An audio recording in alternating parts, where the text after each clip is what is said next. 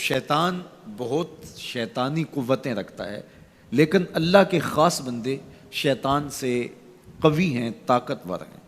حضرت ابو ہریرہ رضی اللہ تعالیٰ عنہ سے معروف روایت ہے، فرماتے ہیں کہ صدقے کے مال میں حضور نے مجھے امین مقرر کیا، پہرے دار مقرر کیا۔ تو کہتے ہیں میں پہرے پہ تھا، ایک شخص آیا، اس نے چادر بچھائی اور جلدی جلدی سے وہ غلہ، وہ کھجوریں، وہ مال اپنے کپڑے میں ڈالنے لگا۔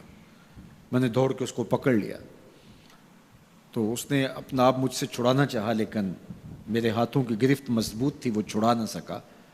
اس نے کہا کہ میں کثیر العیال ہوں، میرے چھوٹے چھوٹے بچے ہیں، تو بھوک نے مجھے چوری پہ مجبور کیا، میں کوئی پیشہ ور چور نہیں ہوں۔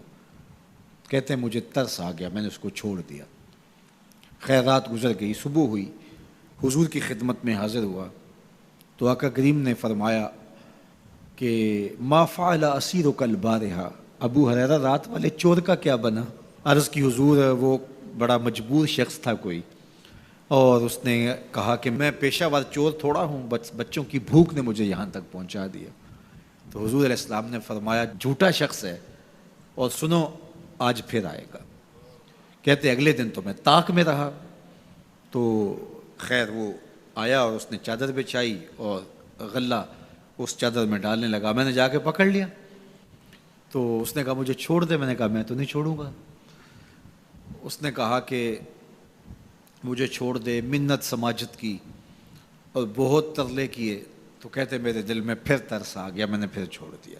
میں پھر حضور کی خدمت میں آیا تو حضور نے فرمایا ما فعل اسیرک البارحہ، رات والے چور کا کیا بنا؟ میں نے کہا حضور وہ آیا اور اس نے کہا میں کثیر العیال ہوں، مجھے پھر ترس آ گیا، میں نے چھوڑ دیا۔ فرمایا جھوٹا آدمی ہے، اور سنو آج پھر آئے گا۔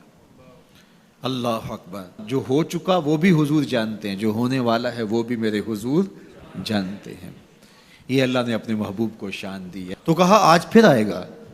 کہتے ہیں میں طاق میں تھا کہ وہ آیا، اس نے چادر بچھائی اور غلہ ڈالنا شروع کر دیا۔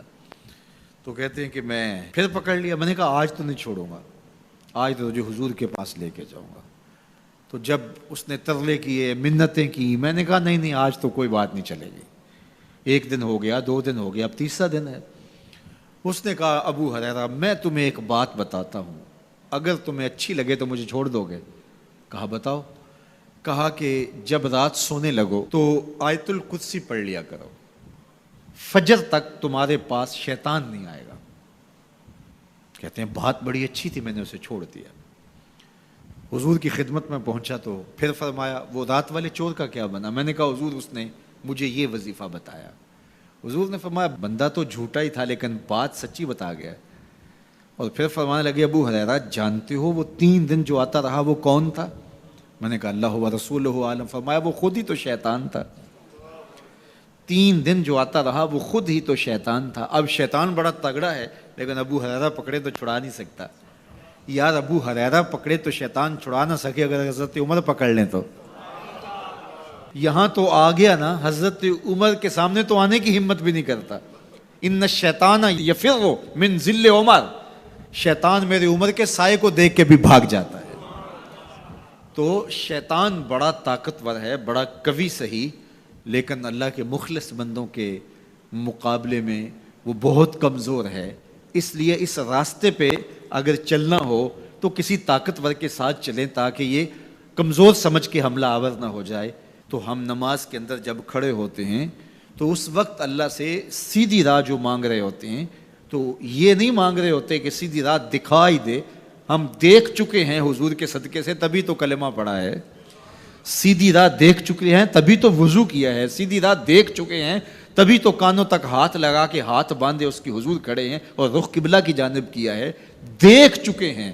لیکن آج نماز کے اندر ہم یہ کہہ رہے ہیں اہدنا الصراط المستقیم، مالک راہ دیکھ تو چکے ہیں لیکن پہنچنا بڑا مشکل ہے، راستے میں شیطان بھی کھڑا ہے، نفس بھی کھڑا ہے، کہیں راستہ خراب نہ ہو جائے، ساری زندگی کی کمائی کہیں لٹ نہ جائے۔ اس لیے اللہ سے مانگا کہ مالک ہم کمزور ہیں، ہمیں کوئی مان نہیں ہے کہ ہم نے راستہ دیکھ لیا تو منزل پہ پہنچ جائیں گے، قدم قدم پہ شیطان ہے، نفس موجود ہے، مالک تو دستے کرم بڑھا اور ہمیں منزل تک پہنچا دے، اور جب وہ کرم کرے گا تو پھر پہنچتے ہوئے دیر نہیں لگے گی۔